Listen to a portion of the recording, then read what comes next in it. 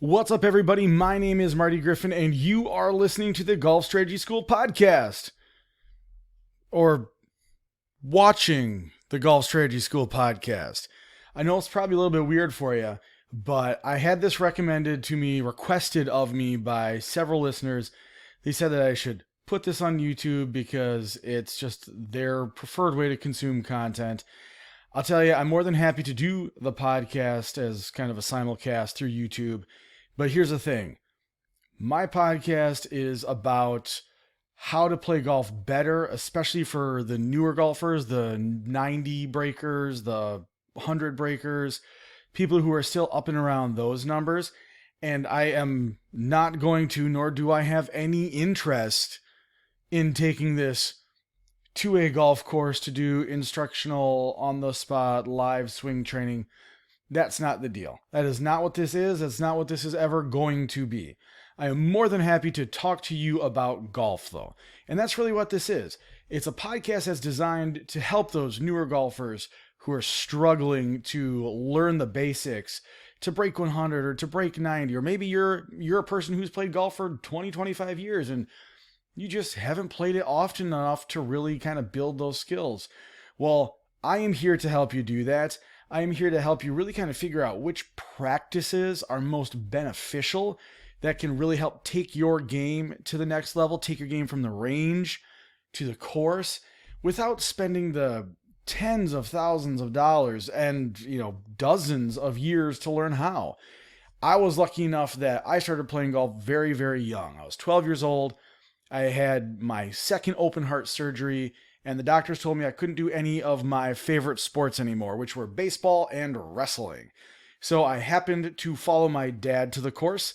He was just picking up the game after like a 20, 25 year absence. And just like I'm sure you've all experienced, you get down to the end of the bucket and you hit that one shot and you're just like, this is the best thing ever. Like, I got to come back. I got to do it again. I got to do it again. I was lucky enough to have that experience with my first range session. So I stuck with the game.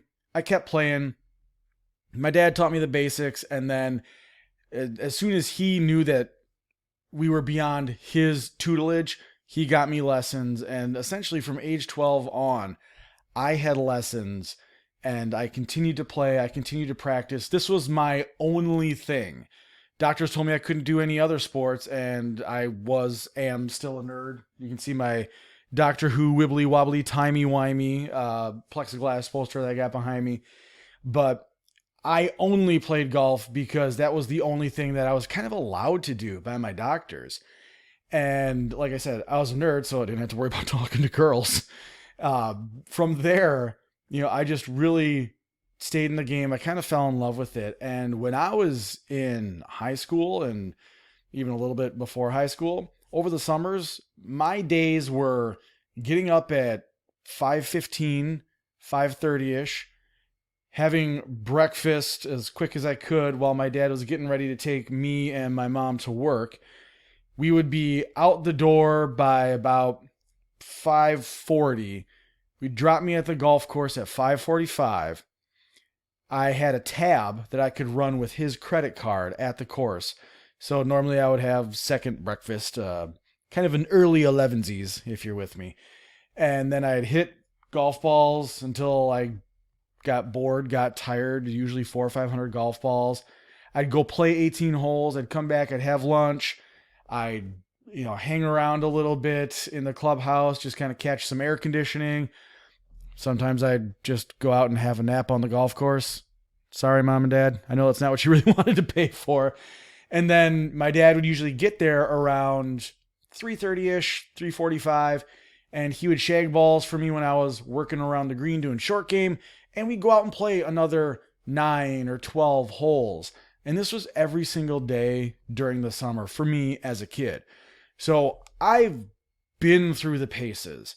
I've been through those struggles where everything works wonderfully on the driving range. And when you go play for fun with no real pressure on the line, you do fine. And then as soon as you put yourself in a situation where it's time to test your skills, that's when the wheels fall off. Or maybe you're doing fine on the front 9, and then you realize, wait a minute, this number is actually really good. I might have a personal best. And as soon as that switch flips in your brain, just everything craps, and you just, go to pot on the back 9. So I've been there. I've gone through this. Trust me, I know what you're talking about. What I've also done, in case this is your first introduction to this podcast, what I've also done is I've interviewed some of the best golf instructors from around the world. I have talked to them about how they have helped their students, what their best practice routines have been, and then I have taken all of those practice routines and I have tested them against my audience of over 300,000 listeners on my podcast. So I really, really do have a bunch of experience both playing the game. I played all through high school, played collegiately, played in amateur events after high school and college, and made a very brief attempt at going pro. And I realized that as fun as it is to play really, really well, there's nothing quite like seeing someone else who you've been helping succeed. Now, I had my dad help me when I started, and then he got me lessons as I went on. Well, the shoe flipped and went on the other foot, so I was his coach, and he was consistently like a 16, 17, 18 handicap, and we were working together, and we got him down to about a 13 and a half, a 14 when you round it up.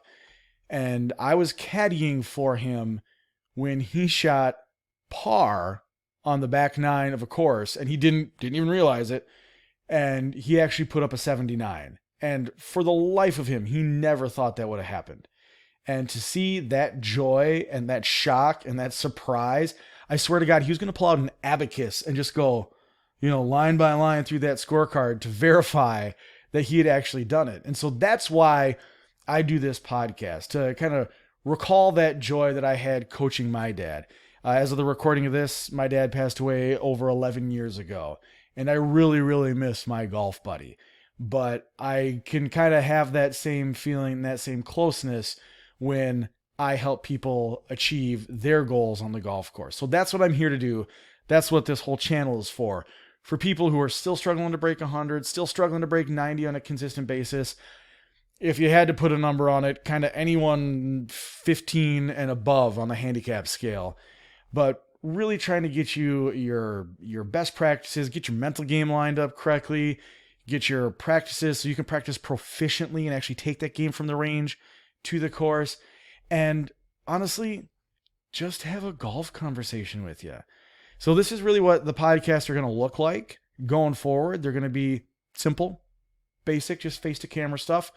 I've got a little miniature club. It's about this tall. So I might use that as a prop, or I might have a golf ball, but it's not going to be anything major. Like I said, I have no interest in taking this to a golf course to do stuff live. You would be ashamed if you saw exactly what my setup is right now. I got one bright ass light over here. I've got a webcam that's taped to a tripod. And honestly, we're in my basement bar. So yeah, no, I'm comfortable. I don't want to go out on the golf course. And it's winter in Wisconsin. You don't want any part of that. So I hope you subscribe. I hope you hit that notification bell so you can know when the new episodes are posted.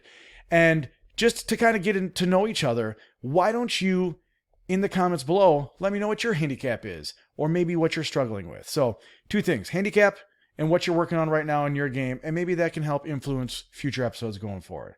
All right, everybody, until next time, I'll catch you in the short grass. Cheers.